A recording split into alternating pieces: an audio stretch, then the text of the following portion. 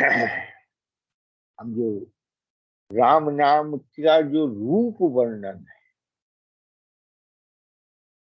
उसका कर रहे हैं हम।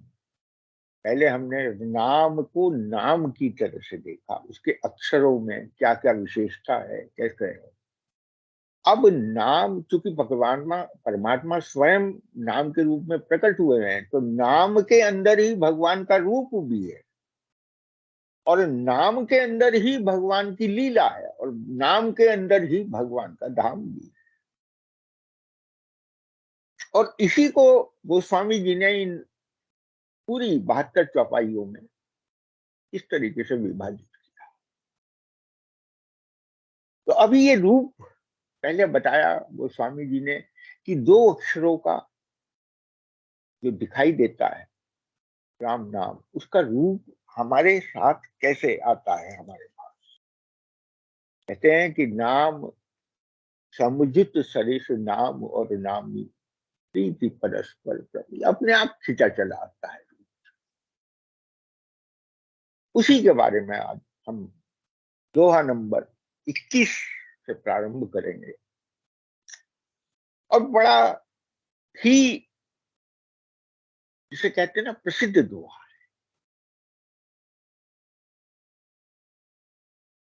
सभी लोगों को मालूम होगा। राम नाम मनि दीप धरूं, जी देह दी द्वार, तुलसी भीतर बाहर, जो चाहसी उजियार। मैंने आपसे, जब रामचरितमानस को मैंने प्रारंभ किया था, तो रामचरितमानस का पहला शब्द जो से शुरू होता है, और यहां गोस्वामी जी ने उसी जो शब्द को जौ करके कहा। जो चाहसी, अगर तू चाहता है, अगर उजियारा चाहता है, शर्त लगा दी। जो चाहसी, और जो माने जो इसके योग्य है। योग्यता में अपनी उत्कंठा समावेश होती है। योग्य ऐसा नहीं है कि चलते फिरते हो जाओगे। हमारा जो रुचि है, हमारी जो उत्कंठा है, हमारे स्वभाव में एक, जैसे कहते हैं ना, अंदर से एक रुचि होती है किसी तरफ चलने की, और वो गुणों के प्रभाव से होती है। जैसा कि आप सबको विदित है कि प्रकृति के 3 गुण हैं, उनका प्रभाव हम पर पड़ता रहता है, उसके अनुसार हमारी रुचि जो है। अब अगर किसी की रुचि इस तरफ है, तब इस बात को वो समझेगा कि राम नाम मणि दीप धरु जी ही के, दीपक बताया है राम नाम। क्यों दीपक बताया है? सूर्य में और दीपक में अंतर क्या है भैया? दोनों प्रकाश देते हैं। पहला अंतर यह है कि सूर्य का प्रकाश जो है वो प्राकृतिक है, और दीपक का प्रकाश जो है वो आपको अपने आप उसका, जैसे कहते हैं ना, व्यवस्था करना।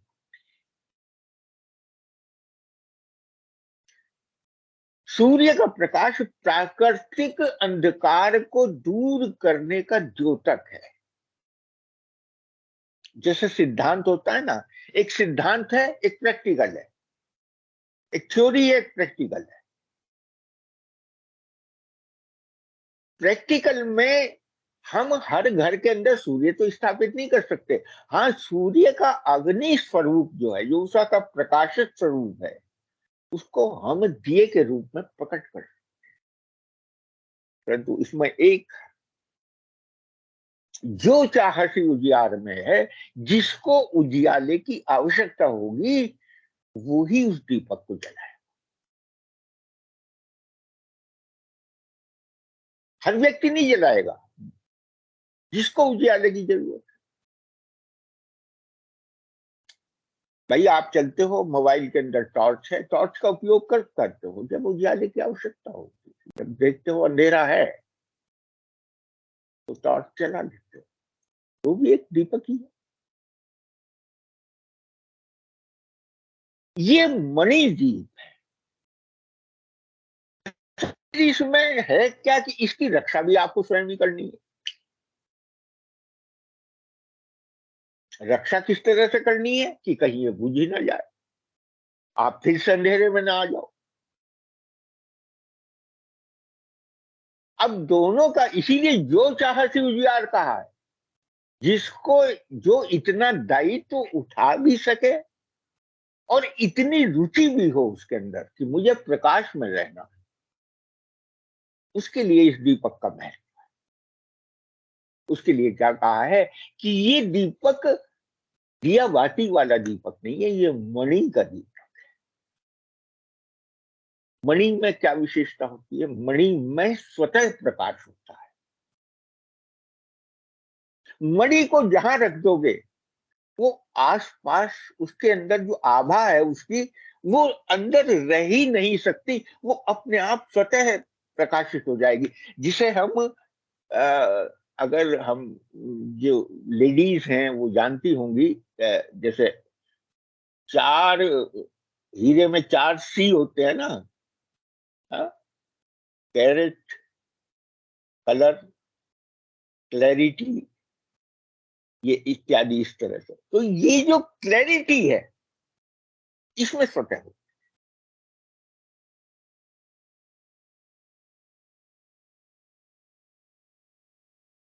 यहां उस स्वतः प्रकाश की बात की गई। मणिदीप में जैसे चमक होती है, जिसको शाइनिंग ग्लेयर कहते हैं, जिसे वो अपने आप होती है। इसीलिए गोस्वामी जी ने उसे मणि का दीपक।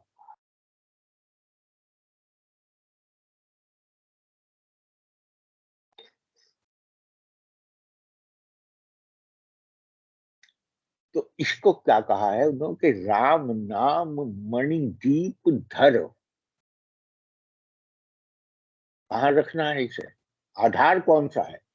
इसका आधार बताया, जी ही, जीव को बताया। क्योंकि जीव जो है वो मनुष्य के शरीर की देहरी है। देहरी कौन सी होती है भैया? देहरी कहते हैं जो दरवाजा हमारे फ्लैट में, घर में, कहीं भी आने जाने के लिए होता है, तो उसके पहले जमाने में तो चौखट होती थी, चार खूंटे होते थे, चार खूंट होती थी उसकी चौखट। अब तो दो खूंट जो है वो जमीन के अंदर दाब देते हैं। बाहर से सीधे आए तो पता चला कि देहरी है ही नहीं। पहले थोड़ा सा देहरी पे रुकते थे। क्यों ऐसा विधान था? विधान ये था कि एक तो वो सीमा रेखा थी, बाहर और भीतर के अंदर।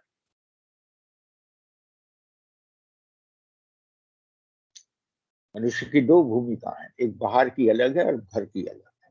संसार से वो अलग व्यवहार करता है, परिवार से बिल्कुल अलग व्यवहार।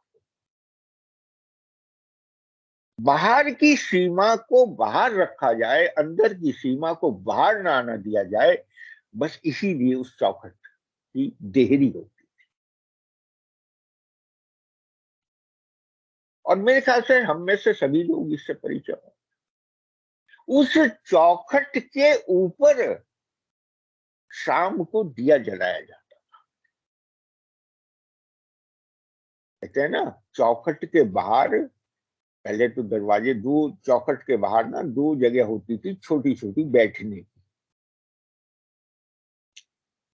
और पूरा उसे बाकायदा उसका जो मेन गेट था उसको रूप दिया जाता था, मेन गेट का। और उन दोनों तरफ दिए रखे जाते ताकि आने वाले को भी और भीतर से बाहर जाने वाले के लिए भी अंधेरा। संध्या के समय ये होता। अब तो ये प्रक्रियाएं सब समाप्त हो गई, अब ना उस तरह के घर रहे, ना उस तरह की कोई चीज है।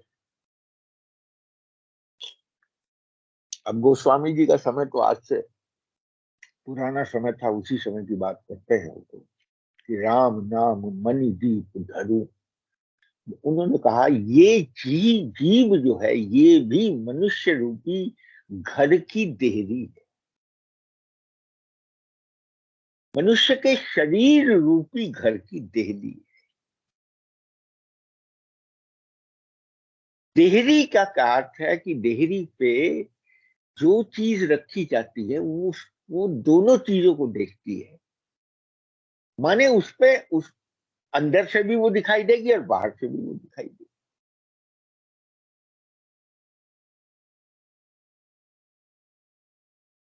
अब वो कहते हैं कि जीव की देहली पे अगर इस राम नाम के मणिदीप को धरा जाए,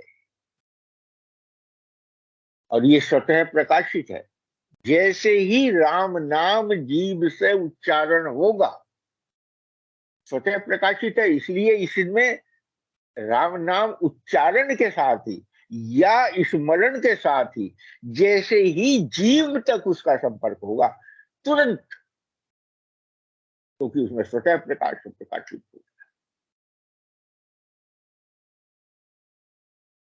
जिसको इसकी इच्छा होगी वही रखेगा, जो चाहे सी, जिसमें अंदर से चाह होगी। काय की चाह होगी? उजियारे की चाह होगी। उजियारा कौन सा? कि मेरा मन अंधेरे में ना पड़े।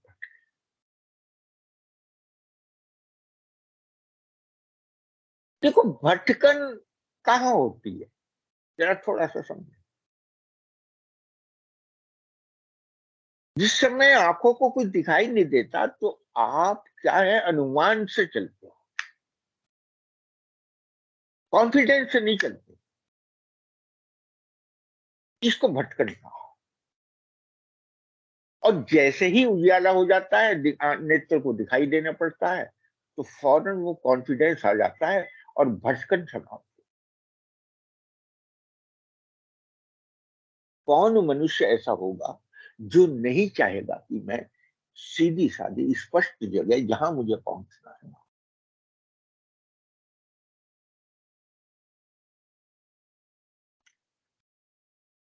तो यहां चूंकि राम नाम के रूप का दर्शन है, तो ये मणि रूप में राम नाम क्या करेगा कि अंदर भी और बाहर भी दोनों जगह उजियारा। चौखट के अंदर अंधेरा, चौखट के बाहर भी अंधेरा। न बाहर का सीधा दिखता, न अंदर का दिखता, दोनों बीच में लगे, दोनों में भटकन समाप्त हो जाए। कैसे हो जाएगी?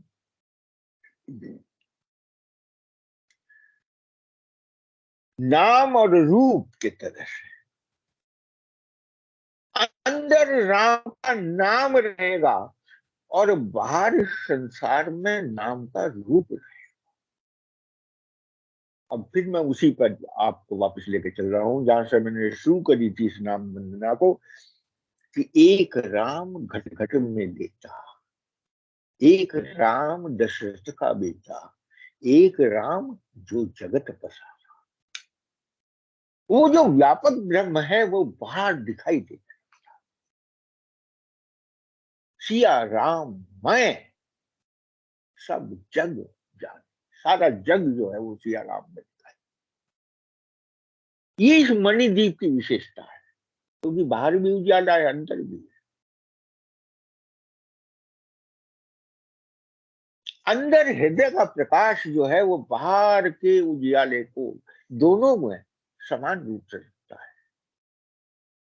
अंदर उसे कौन सा है? जो घट घट में लेटा हुआ राम है, उससे उसका परिचय कराता है। अंदर भी वही है वो, लेकिन अंदर किस तरह से है? निर्गुण के रूप में है, और बाहर वही सगुण के रूप। क्योंकि आने वाली चर्चा में ये दोनों चीजों को बहुत ध्यान से समझना पड़ेगा कि अगुण और सगुण, यानी निर्गुण और सगुण, ये दोनों कैसे रहते हैं हमारे। और ये इस नाम की विशेषता है। कोई कुल दुनिया में कोई नहीं समझा सकता जितना सुंदर नाम आपको समझा देगा। और यही तो ब्रह्म है। अगर ब्रह्म हमारा कोई है कि वही जो दिखाई नहीं देता उसका विश्वास कैसे करेंगे? वो यहां यही कह रहे हैं, जो दिखाई नहीं देता वो तेरे अंदर है। ये अंदर का प्रकाश है, तू अंदर से भी उसे देखना शुरू कर देगा। अब बाहर तो वो दिख ही रहा है, बाहर तो कोई दिक्कत ही नहीं है।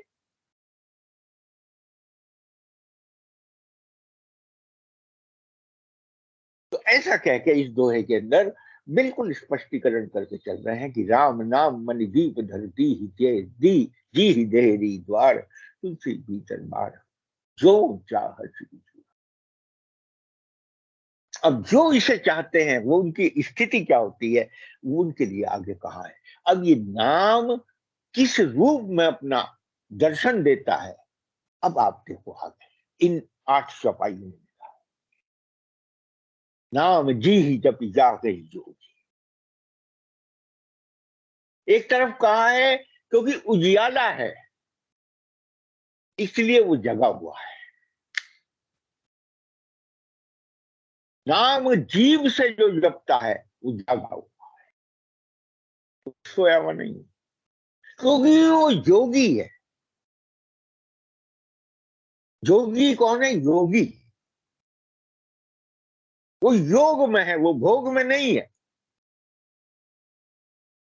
योग और भोग का यही भेद है। भोगी सोया हुआ है और योगी जागा हुआ है उसी संसार के अंदर।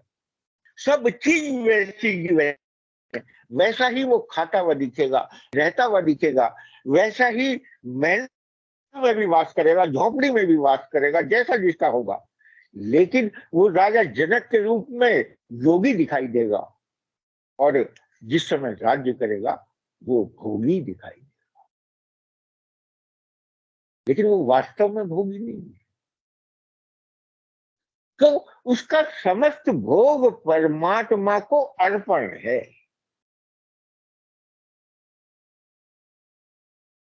हमारे यहाँ अर्पण को क्यों कहा गया, क्यों भगवान को भोग लगाते हैं? भगवान को भोग लगाने का केवल और केवल यही कारण है कि हमारी भोग बुद्धि योग बुद्धि में पलट जाए, हमारी भोग बुद्धि का अर्पण करके। क्योंकि योग परमात्मा की तरफ से होता है, भोग जीव की तरफ से।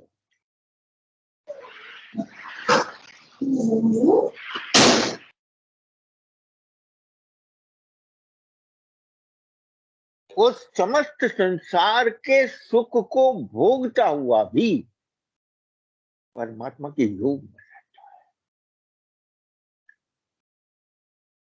इसीलिए जाग ही शब्द कहा। नाम जीव जी ही जपी जाग ही जो, जागता रहता है। और विरति विरंची प्रपंच वियोगी, कहां से वियोग है उसका, दिखाई कैसे देगा वियोग? क्योंकि वो वैराग्य में है।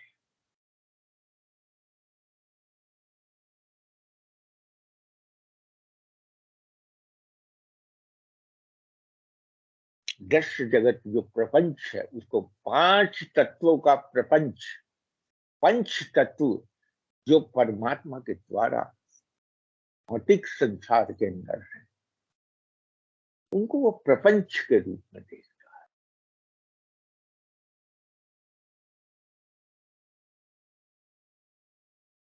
पंच तत्व काहे से संचालित होंगे भाई? शब्द स्पर्श रूप रस और गंध, ये होंगे तो मन से ही ना, मन के साथ ही तो इनका जुड़ाव।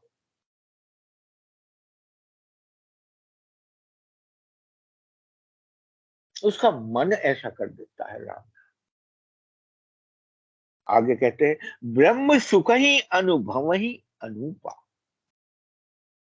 ऐसा योगी जो है ना वो सदा ब्रह्म सुख में है, अनुभव में होता है।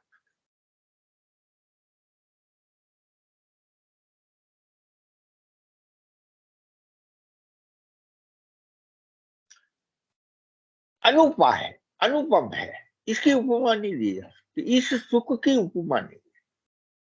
को किसी सुख से ये मेल ही नहीं खाता। अब राम नाम के जपने के सुख को किस चीज से आप तुलना करें? तुलना तो जो समानांतर हो उससे करी जाती है।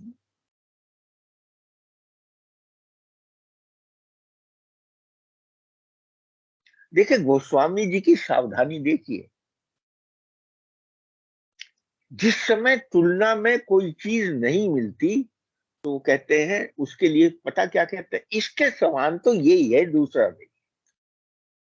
जैसे राम के समान कोई दूसरा नहीं है, राम के नाम के समान भी कोई दूसरा नहीं, बस उस जैसा अगर कोई दूसरा है तो राम ही नाम।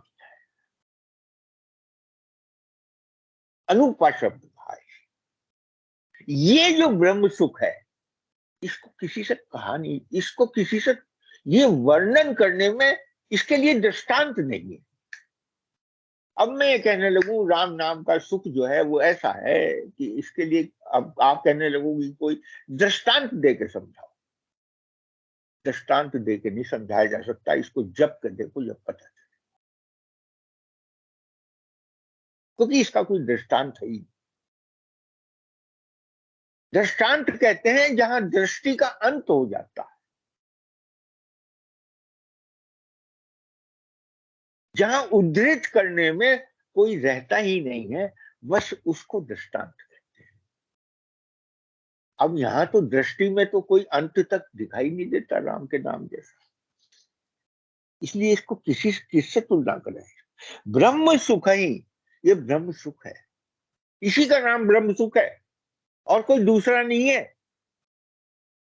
जो हिमालय की पहाड़ियों में, हिमालय की कंदराओं में लोग रहते हैं, और मैंने बहुत नजदीक से देखा है,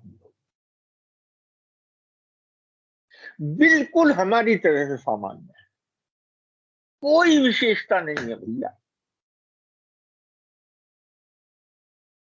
और यहां भी देखा है, वृंदावन में भी ऐसे लोग,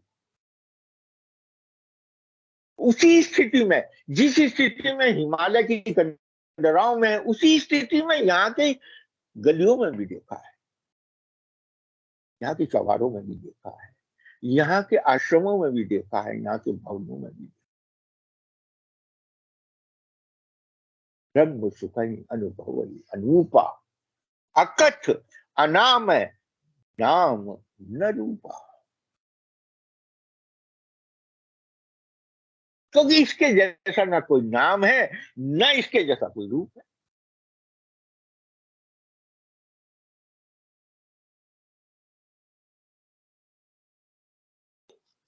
देखिए किस खूबी से एक एक चौपाई के अंदर गोस्वामी जो है नाम और रूप को मिलाते हुए चलते, न कोई नाम इस जैसा है, न कोई रूप इस जैसा है।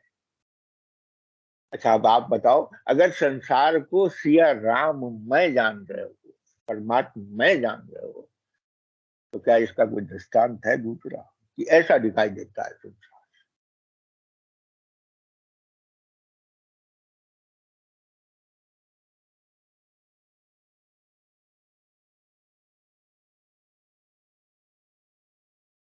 जाना चाहे गूढ़ गति, जिनको, अब इसके साथ एक और व्यक्ति भी है, तो जो शब्द है ना, जो चाहत विज्ञान, अब जो लोग इसमें जपने लगते हैं और जिनका ये अनुभव हो जाता है, वे उसकी गूढ़ गति में भी जाना चाहते हैं।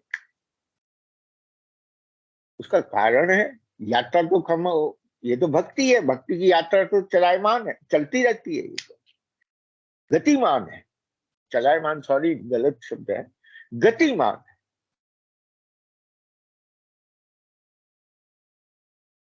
अब ये गतिमान में ये हमेशा रहता है, कुछ नया प्राप्त करने की इच्छा होती है। देखिए भगवान का संयोग और वियोग कैसे अनुभव करोगे।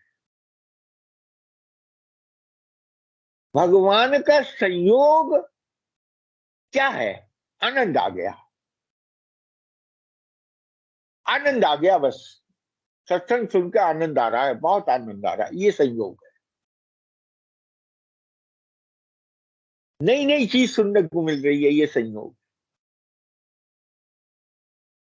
और मन अभी तृप्त नहीं हो रहा है, पता नहीं कब में को 1 घंटा निकल जाएगा, मन तृप्त नहीं हो रहा, ये वियोग है।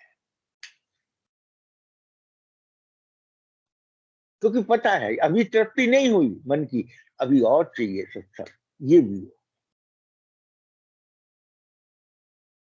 नाम में दोनों चीजें, संयोग भी और वियोग भी।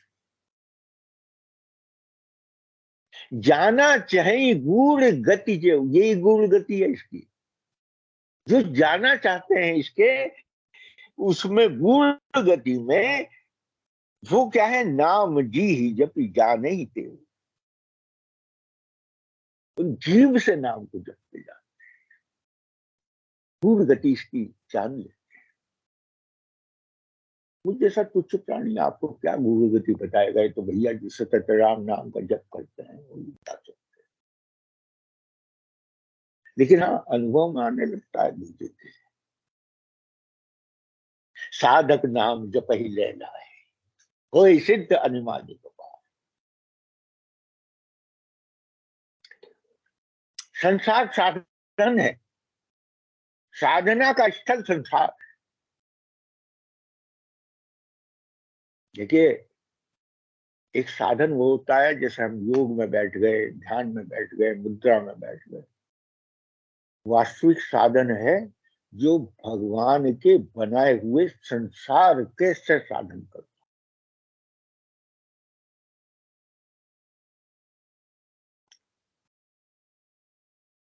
जो संसार को ही भक्ति का साधन बना दे।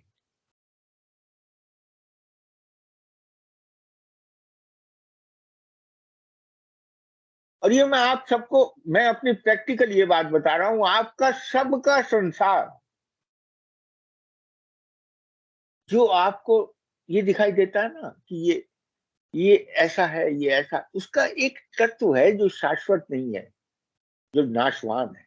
परंतु जो वास्तविक तत्व है, जो सिया राम में स्वरूप है संसार का, वो आपकी साधना का साधन है।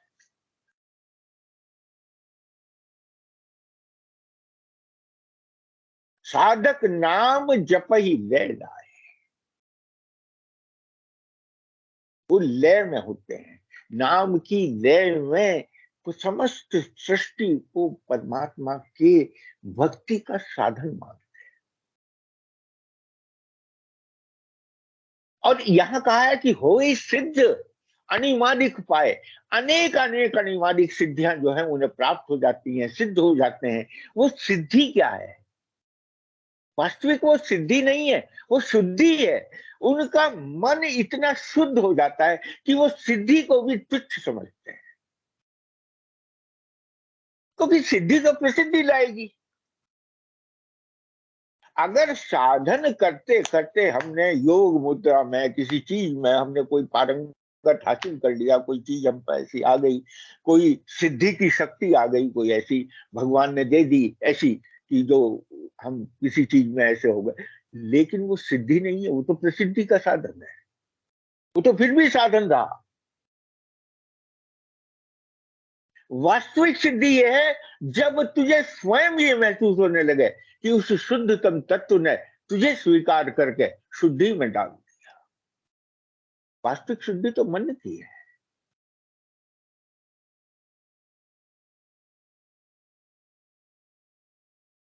हमारे यहाँ आश्रम में चावल को सिद्ध किया जाता है। चावल को सिद्ध करने की प्रक्रिया क्या है भैया? पहले पानी में भिगोगे, धोओगे अच्छी तरीके से, क्या करोगे? शुद्धि तो करोगे पहले उसे। जब तक उसे पूरी तरह से शुद्ध नहीं कर लेने के, तब तक उसे आंच में चढ़ाओगे ही नहीं।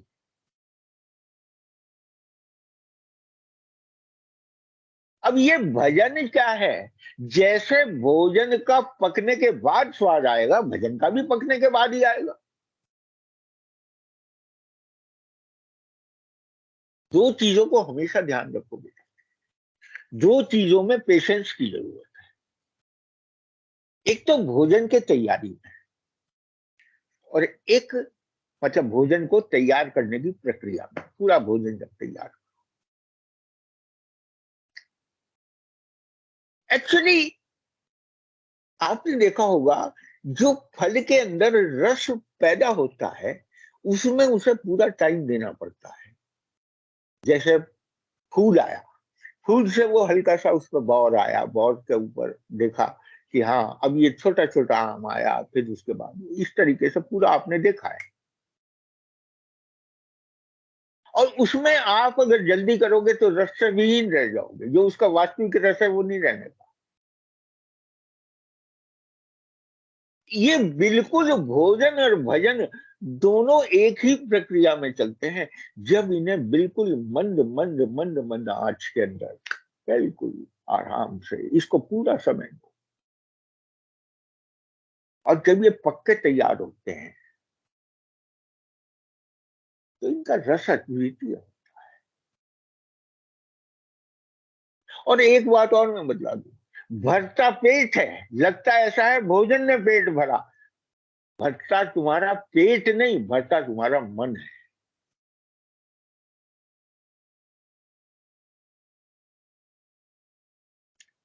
देखिए, पेट प्रकृति भरती है और मन आपका परमात्मा भरता है।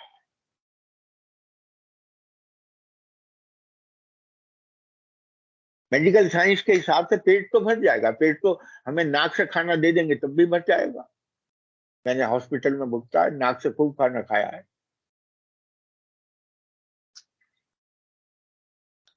परंतु जो रस है वो तो ना आया, रस तो जिब्या पे ही रखने में आएगा।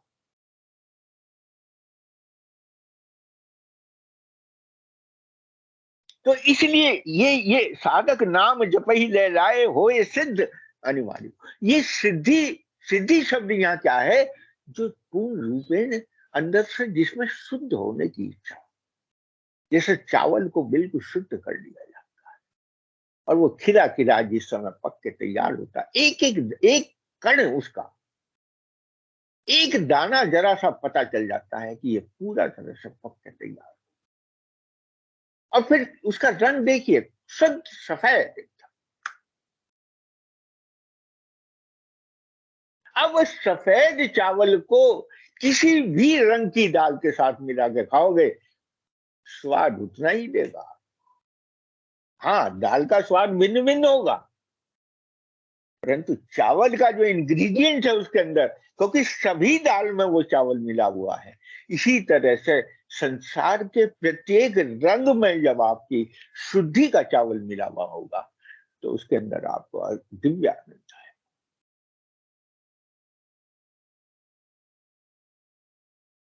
साधक नाम जप ही ले लाए होए सिद्ध अनुमानिक पाए, जप ही नाम जन आरत भारी, मिट ही कुसंकट होई।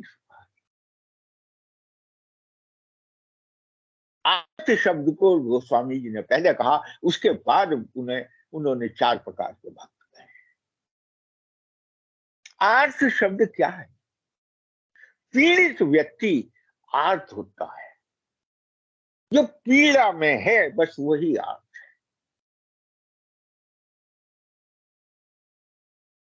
अब पीड़ा तो सब तरह की है भैया, मानसिक भी है, शारीरिक भी है।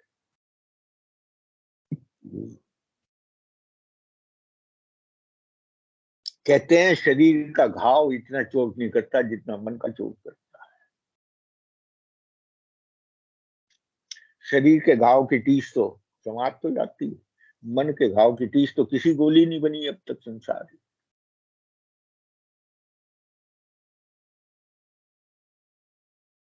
और और मजे की बात ये है कि शरीर का घाव तो भर जाएगा, टीस भी खत्म हो जाएगी, सब काम हो जाएगा, मन का घाव तो ये पता नहीं कब समझेगी तकलीफ देने लगे। इससे कौन छुटाए भैया? इसे पीड़ा कहते हैं।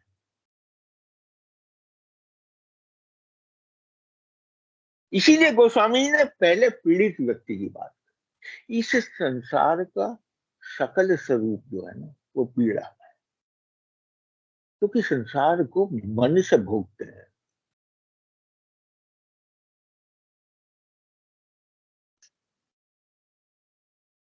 संसार को बुद्धि से नहीं भोगते।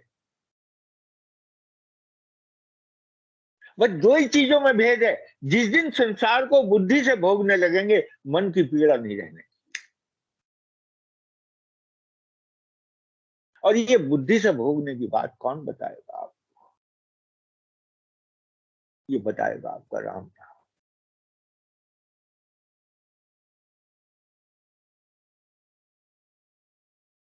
मन को परमात्मा के साथ जोड़ दो, संसार अपने आप बुद्धि से भोगोगे। वो तो वैराग्य है सर, सही मान।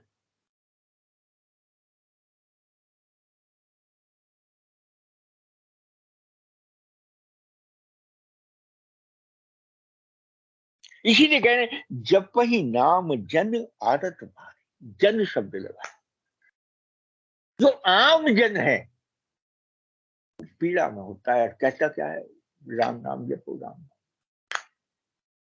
और हम देखते हैं सबकी पीड़ा जरूर होती है राम नाम। भैया वो भी राम नाम ही है कि आपको बहुत पीड़ा हो, जब कहीं कोई साधन ना मिले, बैठ जाओ, सुंदरकांड का पाठ कर लो, थोड़ा सा राम रक्षा तो पढ़ लो, हाँ, थोड़ा सा श्रीमद् भागवत का पाठ कर लिया, कभी गीता को पढ़ लिया, कभी, है क्या ये सब राम नाम।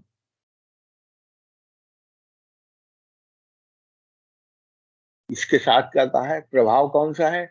अब नाम और नाम का रूप, रूप क्या होगा इसका, नाम जपो, रूप में क्या आएगा, मिट ही कुसंकट हो ही सुखारी। यहां कुसंकट कहा है इसे, पीड़ा।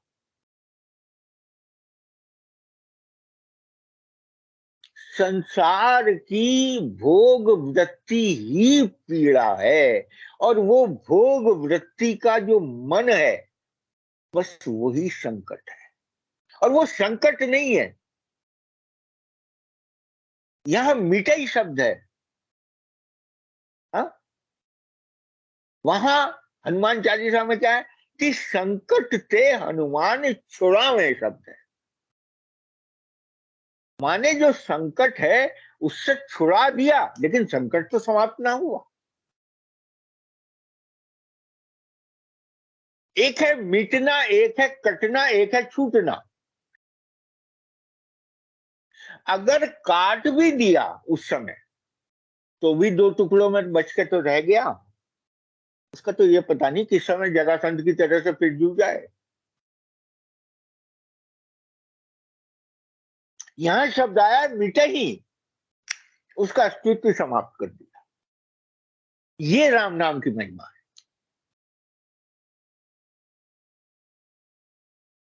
वहां हनुमान जी की महिमा ये है कि संकट ते हनुमान छुड़ावे, हाँ, छुड़ा के निकाल दे।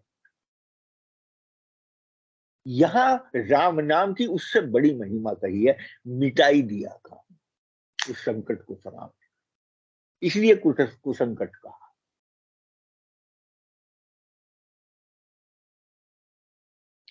मिट ही कुसंकट और हो ही सुखारी। फिर सुख में क्या, भैया एक बात कही, अब इस सुख को क्या व्याख्या करूं। सुख का अनुभव तो आपसे ज्यादा किसी को नहीं हो सकता।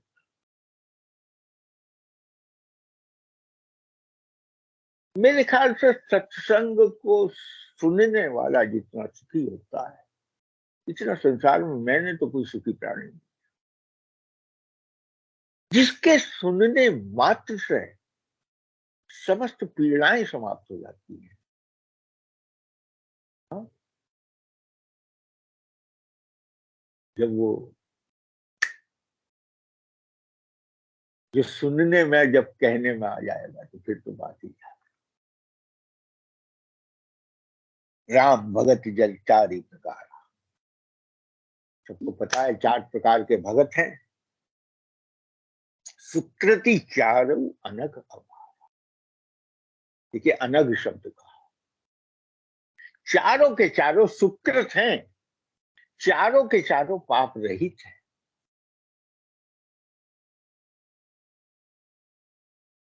और चारों के चारों उदार हैं।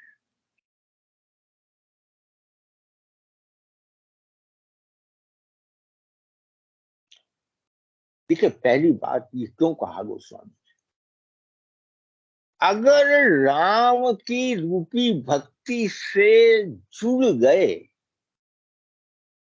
फिर आपकी स्थिति चाहे आर्त हो या अर्थार्थी हो, या जिज्ञासु हो या ज्ञानी हो।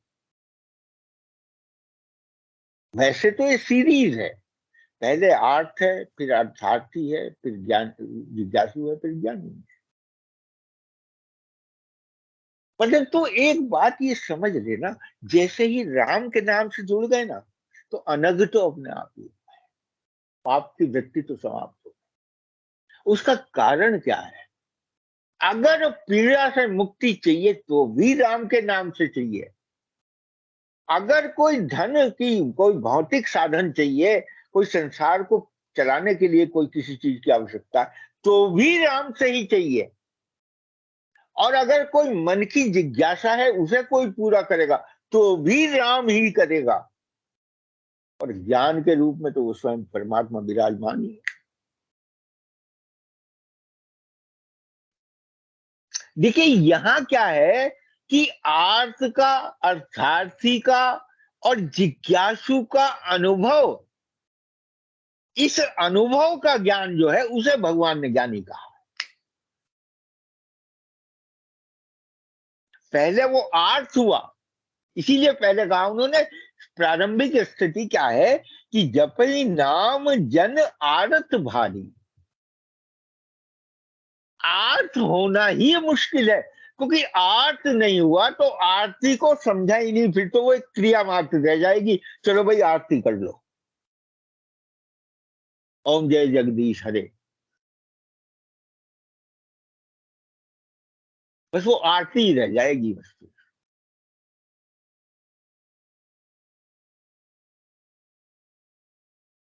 जो हमारी पीड़ा है वो जब अभिव्यक्ति में आती है, उसका नाम आरती है।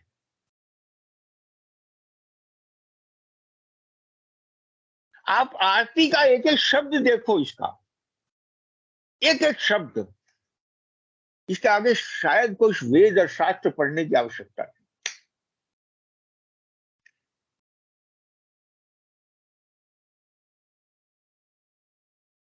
जपहि नाम जन आरत भारी, मिटई कुसंकट होई सुखारी, राम भगत जग चारि प्रकारा, सुकृति चारो अनग उदारा।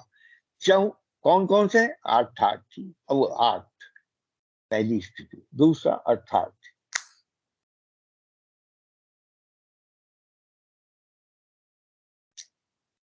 धर्म, अर्थ, काम और मोक्ष, यही चारों रूप इन चार उनके हैं। अगर थोड़ा ध्यान से देखें इसे, धर्म क्या है? धर्म है हमारा धारणा। पीड़ा धारणा की है, उस धारणा में अगर हम पीड़ा से मुक्त हो गए तो धर्म धर्म होगा। पीड़ा मुक्त होने की धारणा ही धर्म है।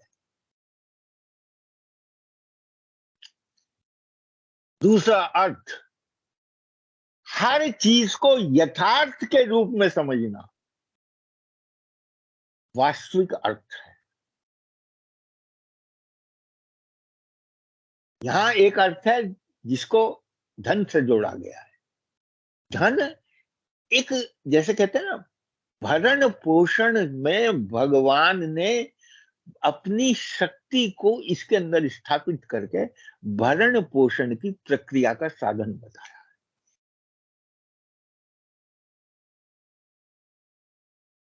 धन को लक्ष्मी से क्यों जोड़ा गया है? क्योंकि वो भगवान की सेवा में रहती है। इसी तरह से जो धन भगवान की सेवा में नहीं लगेगा, वो कैसा भी हो, चाहे भिक्षा का ही धन हो, वो मेरे हिसाब से कभी भी, वो कभी, जिसे कहते हैं ना, वो हमेशा दरिद्र ही है। क्यों?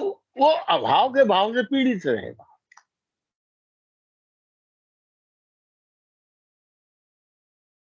अर्थ का अर्थ है, अर्थार्थी का अर्थ है कि जो अर्थ को भी यथार्थ में समझता हो,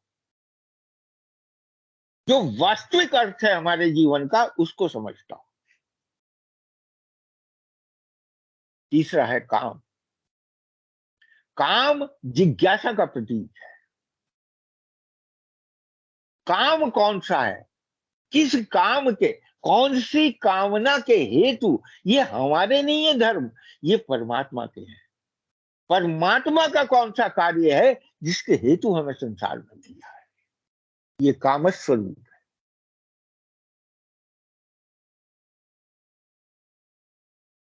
और ज्ञान स्वयं में मोक्ष है।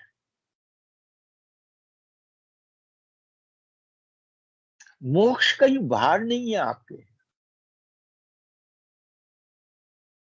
मुक्त हमें अपने को अपने से करना है।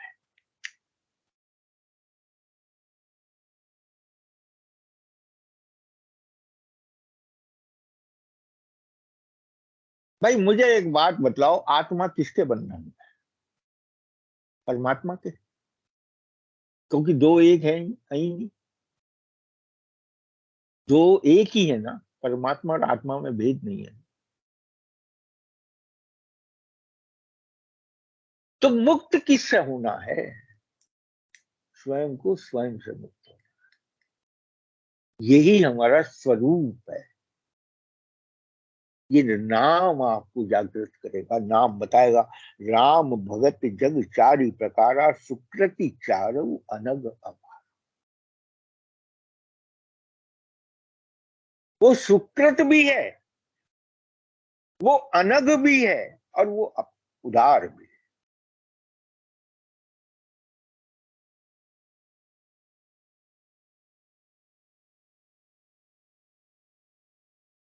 आगे कहते हैं चहु चतुर चहु नाम आधार। चारों चतुर हैं। अगर अलग अलग देश लिया जाए तो चारों ही चतुर हैं। चाहे वो आर्थ हो, चाहे अर्थार्थी हो, चाहे ज्ञानी जिज्ञासु हो, चाहे, चारों चतुर हैं। चातुर्य सब में। तो इससे बड़ा चातुर्य क्या है? विद्यावान गुणी अति चातुर। इससे बड़ा चातुर्य क्या है कि राम के नाम का आश्रय लिया। मेरे ख्याल से जीवन की सर्वोत्तम चतुरता है। ज्ञानी प्रभु विशेष किया। कोई बात आ गई जो मैं ऊपर कही थी, ज्ञानी प्रभु विशेष कहा।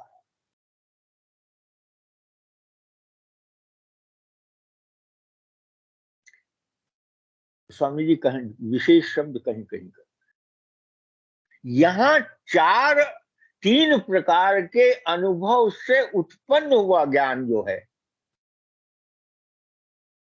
आर्ट का, अर्थार्थी का और जिज्ञासु से जो उत्पन्न हुआ हुआ जो वास्तविक ज्ञान होता है, उसको भगवान ने भक्त कहा। और वो ज्ञान क्या है भाई? जानना किस चीज का है? जानना अस्तित्व का है। तत्वमसि, तत्व क्या है? अस्तित्व में तत्व है। ये जो कुछ संसार में है इसका तत्व क्या है? तो इसे जान लिया, वो ज्ञान है। और संसार में तत्व क्या है भैया? किसी और के लिए कुछ हो या हो, मेरे अनुभव की बात यह है, परमात्मा का संपूर्ण प्रकृति के लिए समान रूप से प्रेम ही संसार का तत्व है, जो इसे पहचान दे।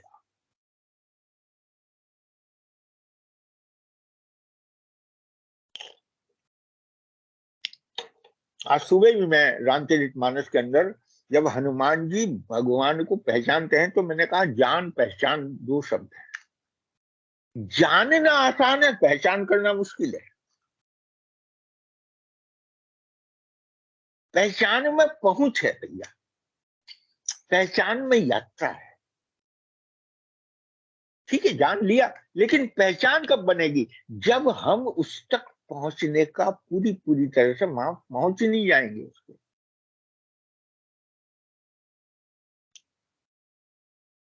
भाई आप सड़क पे मिल गए मुझे, ठीक, अब सत्संग में है, बहुत लोग मुझे जानते हैं, बहुत लोगों, कई को मैं भी जानता हूं, लेकिन पहचान कब बनेगी? जब हम आपस में मिलेंगे, जब हम कभी मैं उनके घर पर गया, वो मेरे घर पर आए। जो पहुंचने की प्रक्रिया है वो पहचान है।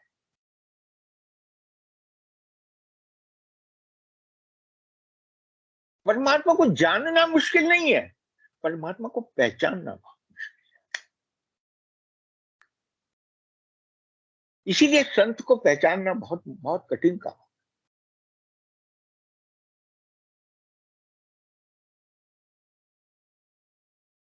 यहां भगवान उसी को कह रहे हैं, चहु जुग चहु श्रुति नाम प्रभाव, कलि विशेष नहीं आन। अगली चौपाई। इसीलिए भगवान को वो ज्ञानी विशेष रूप शक्ति है, क्योंकि उसमें पहचान की क्षमता भगवान दे देते हैं। भगवान तक पहुंचने की क्षमता भगवान ही देंगे, क्योंकि ज्ञान भी वही देंगे, पहचान भी वही, ज्ञान भी वही देंगे, जानना ज्ञान, जान पहचान, पहुंचने की क्षमता भी वही देंगे। चहु युग चहु श्रुति नाम प्रभाव, ये प्रभाव आपको देखने को मिलेगा चारों युगों में, चारों श्रुतियों में राम का नाम ही रहा है। और क्यों है? क्योंकि इसके अतिरिक्त कोई काल नहीं है, इसके अतिरिक्त कोई समय नहीं है, इसके अतिरिक्त कुछ है नहीं संसार के अंदर। चार वेद, चार युग, कुछ बाकी नहीं बचता है। कलि विशेष नहीं यार। अब यहाँ कलि को विशेष रूप से कहा, क्योंकि ज्ञानी मोही विशेष पिया। यहाँ कलयुग के ज्ञानी की बात कर रहे हैं, और कलयुग में वही ज्ञानी विशेष होता है जो कलयुग में राम नाम की विशेषता को जानता।